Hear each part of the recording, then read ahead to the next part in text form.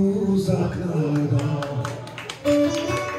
ben seni tuzaklarda, ben seni yasaklarda sevdim, ben seni yasaklarda, ben seni uzaklarda, ben seni tuzaklarda, ben seni yasaklarda sevdim, ben seni yasaklarda.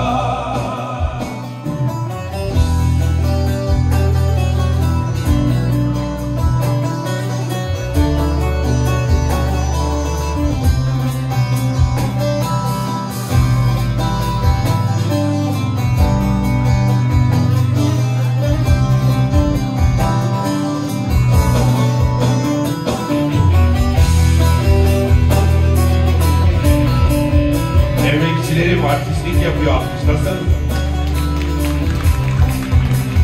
Cimrilik yapmayın, alkışlayın.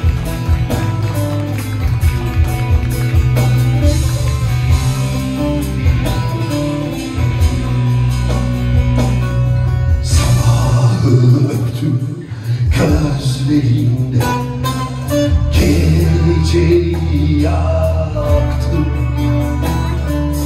ateşi aldım dudağından, sözleri yaktım, baharı öptüm saçlarından, kışlar yaktım, umut aldım yüreğimden, düşleri yaktım.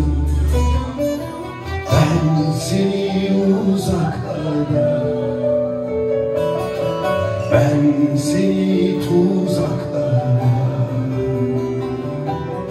ben seni yasaklarda sevdim, ben seni yasaklarda,